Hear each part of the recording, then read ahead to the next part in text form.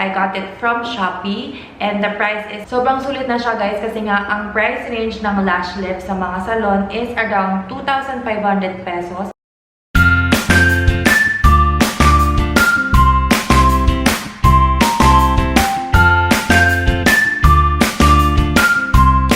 Welcome back to my channel. It's me again, Divine. So in today's video guys, may gagawin tayong super exciting kasi magdi-DIY lash lift tayo. Actually, tapos na akong mag-lash lift, ayan. And isi-share ko naman sa inyo kung paano yung process, ano ba yung ginawa ko, mahirap pa siya, saan ko ba siya nabili. Isi-share ko yan lahat sa inyo guys, lahat ng information about lash lift. So kung interesado kayo, then please keep on watching. Siguro naman guys, may idea na kayo about sa lash lift kasi lash lifts are becoming more and more popular these days. Kaya rin alam ko siya. Great alternative siya para sa mga taong naghahanap ng more natural look kesa doon sa eyelash extensions. Ito yung pwedeng alternative option. Ako guys, yung eyelashes ko, sobrang straight lang niya.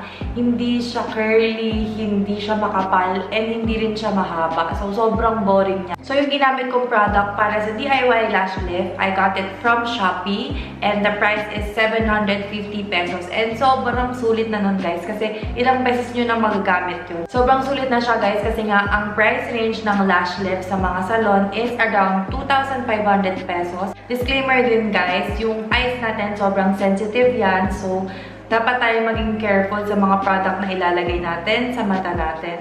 And kung hindi kayo sure na safe yung product na yon, then pumunta na lang po kayo sa mga salon na gumagawa ng lash lift para ma-sure na safe siya. Pero ako kasi, I think okay naman siya kasi marami namang review yung product na yon nakita ko and sobrang naging safe din ako sa paggawa ko. Guys, alam niyo, sobrang happy ko nung ginawa ko yung lash lift kasi ang ganda niya sobra. Kasi alam niyo yun, pagising mo pa lang in the morning, buhay na yung eyes mo. Naka-lift na talaga yung lashes mo. Pakita ko sa inyo yung itsura ng lashes ko ngayon.